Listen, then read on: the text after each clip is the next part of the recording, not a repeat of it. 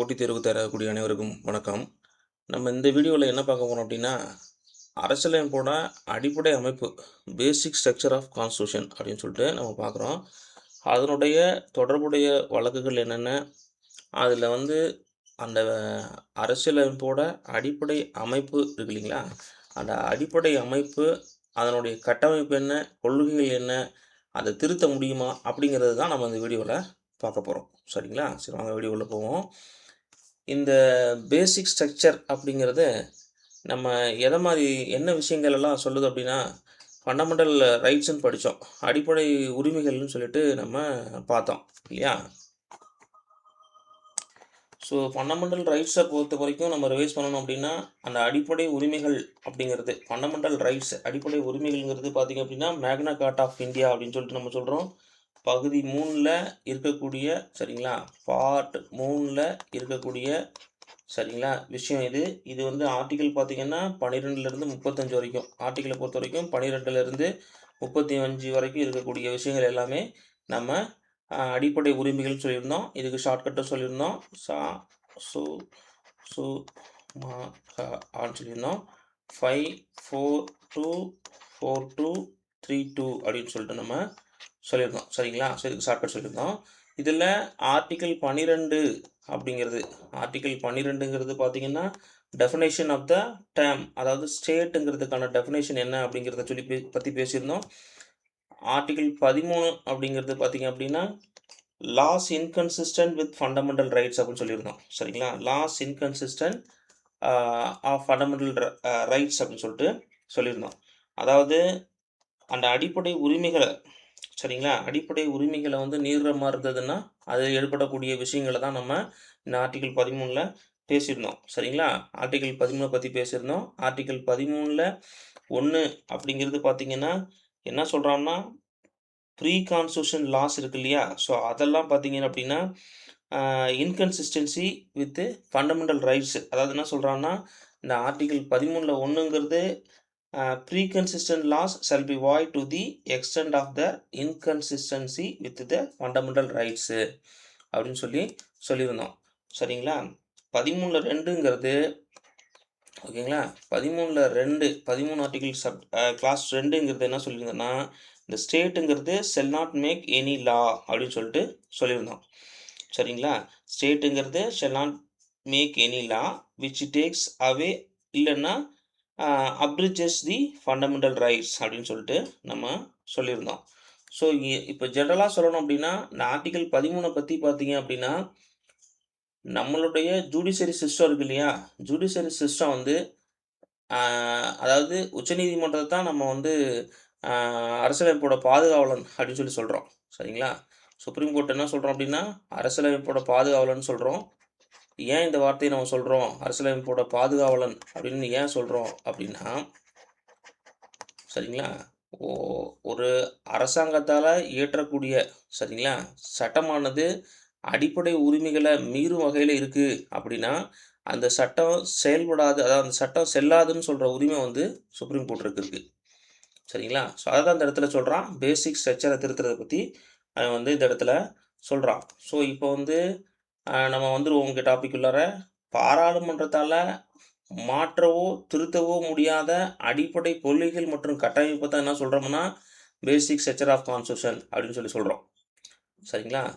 அரசியலமைப்பில் இருக்கக்கூடிய எல்லா விதமான ஷரத்துக்களையும் திருத்த முடியுமான்னா முடியாது. அதுதான் நெகிழும் நெகிழா தன்மை அப்படின்னு சொல்லிட்டு நம்ம சொல்கிறோம்.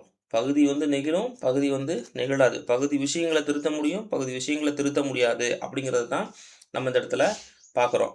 சரி, இப்போ இந்த மாதிரி சொல்லிட்டீங்க இல்லையா, அப்போ இந்த லாங்கிற சொல்லு, சரிங்களா, நான் என்ன சொன்னேன், அப்போ ஆர்டிகிள் 13 என்ன சொன்னேன், இங்கே பாருங்கள் போட்டிருப்பாங்க, ஆர்டிகிள் 13 உள்ள சட்டம் லா. அப்போ ஆர்டிகிள் 13 நமக்கு என்னன்னு தெரிஞ்சிருக்கணும்.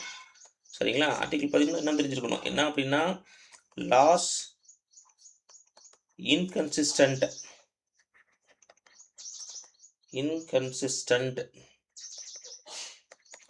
வித் ஃபண்டமெண்டல் ரைட்ஸ், இதுதான் சொல்கிறான். Laws inconsistent with fundamental rights, அதுதான் ஆர்டிகிள் 13 சொல்கிறான். இதில் சொல்லக்கூடிய லாஸ்ங்கிறது, லான்னு சொல்கிறோம் இல்லையா, இந்த சட்டங்கிற சொல்லு சாதாரண சட்டங்கள குறிக்குதா? இல்ல அமெண்ட்மெண்ட்னு சொல்லக்கூடிய கான்ஸ்டிடியூஷன் அமெண்ட்மெண்ட்னு சொல்லக்கூடிய அரசியலமைப்பு சட்ட திருத்தங்கள குறிக்குதா? அப்படிங்கிறது கேள்வி. சரிங்களா? அதுதான் கொஸ்டினு.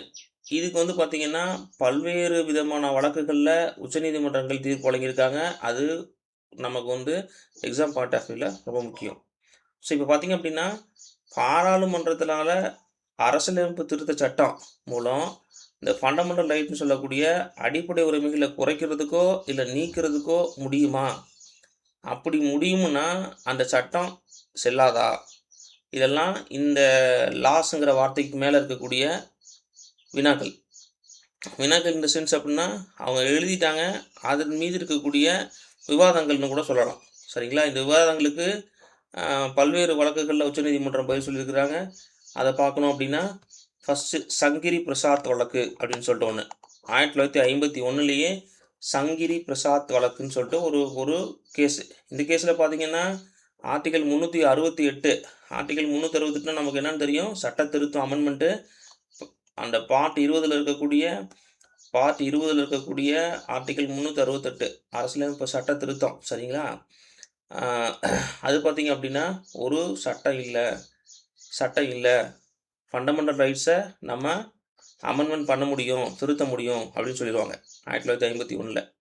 அதுக்கப்புறம் பார்த்தீங்கன்னா, கோலக்நாத் வழக்கு 1967ல பார்த்தீங்கன்னா, 368ங்கிறது ஒரு சட்டம்.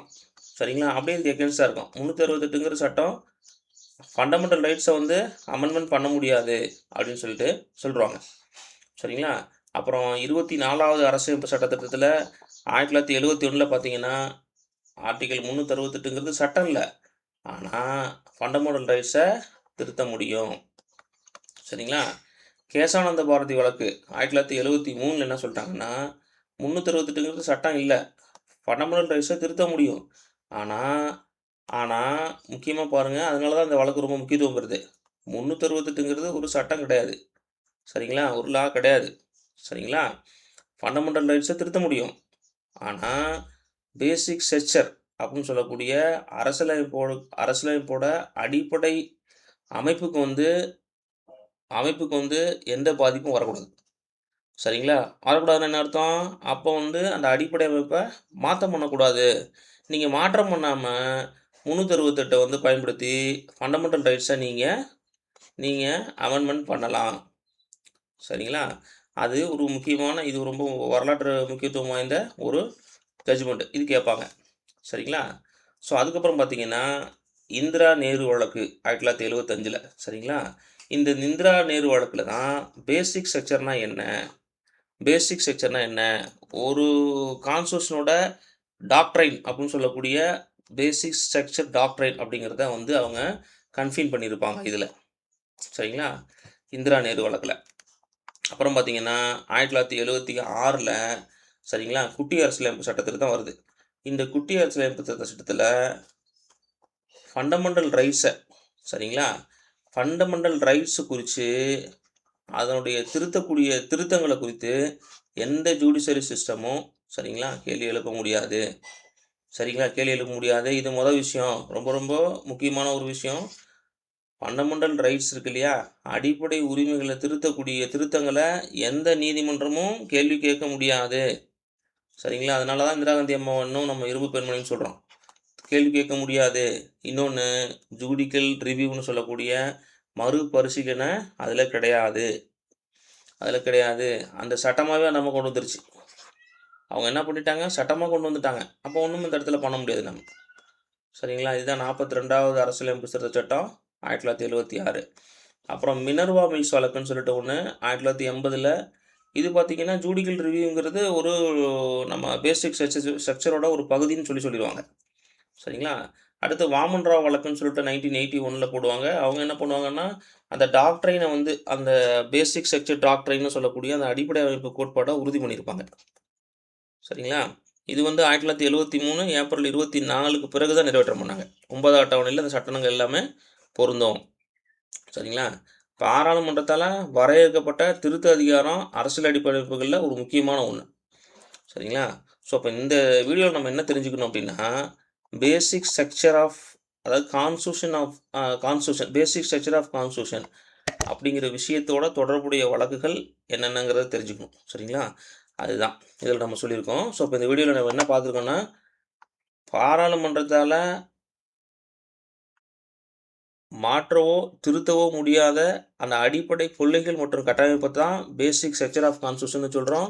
இது எத டிபெண்ட் பண்ணி இருக்கு அப்படின்னா, இது எத நம்ம மீன் பண்ணி சொல்றோம்னா, இந்த பேசிக் ஸ்ட்ரக்சர்ங்கிறது எந்த விஷயத்த பொறுத்து இருக்கும்னா, ஆர்டிக்கிள் 13. அந்த ஆர்டிக்கிள் 13ல லாஸ் இன்கன்சிஸ்டன்ட் வித் ஃபண்டமெண்டல் ரைட்ஸ்ன்னு சொல்றான். அதில் இருக்கக்கூடிய விவாதங்கள பத்தின விலக்குகள். சரிங்களா?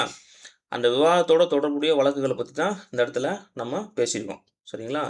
கோலக்நாத் வழக்கு, சங்கரி பிரசாத் வழக்கு, ஆம் 24வது அரசியலமைப்பு சட்ட திருத்தம், கேசவானந்த பாரதி வழக்கு, அப்புறம் இந்திரா நேரு வழக்கு, 42வது அரசியலமைப்பு திருத்தச் சட்டம், மினர்வா மில்ஸ் வழக்கு, வாமன் ராவ் வழக்குன்னு சொல்லிட்டு இந்த வழக்குகள் எல்லாமே நம்ம பார்த்துருக்கோம்.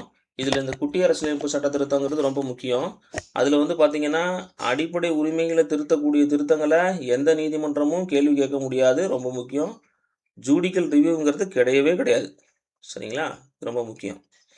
ஸோ நெக்ஸ்ட் வீடியோவில் நம்ம பார்லமெண்ட்டை பற்றி பார்ப்போம். ஓகேங்களா? வீடியோ பிடிச்சிருந்தா லைக் பண்ணுங்கள், மற்றவங்களுக்கு ஷேர் பண்ணுங்கள். தேங்க்யூ.